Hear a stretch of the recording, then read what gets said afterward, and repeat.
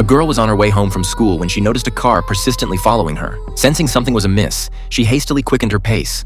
But the relentless pursuit of the vehicle soon forced her into a deserted alley. Despite her desperate attempt to flee, she couldn't escape and was dragged into the car, her dropped phone picked up by the men. To prevent further struggle, they forcibly put a prepared mask on her, instantly rendering her unconscious. The three then carried her back to a rented room. At that moment, Jack received a call from his father. Since the trio had been driving Jack's family car, he now had no choice but to return the vehicle home. Meanwhile, the two remaining men in the room raised their cameras, waiting for the girl to gradually regain consciousness. It didn't take long for her to wake up, but from that instant, her nightmare began. Elsewhere, the girl's father also sensed something was wrong. He asked all her friends, but none had seen his daughter. John searched everywhere, yet couldn't find a trace of her. His parental instinct filled him with unease, but the police could only offer to help patrol, as regulations prevented them from filing a case within 24 hours. Little did they know, by then, the girl had already been stuffed into a garbage bag and thrown into the river by the two murderers. The next day, the police discovered the girl's corpse. According to the medical examiner's investigation,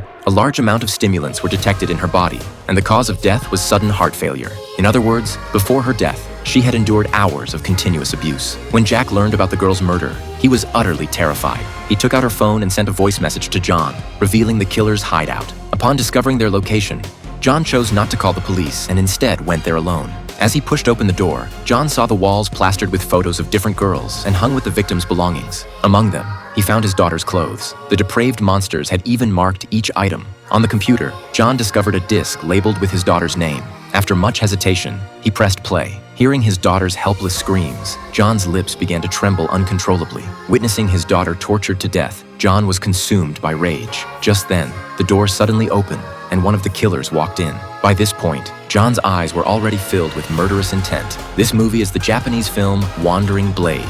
I recommend everyone to watch the original.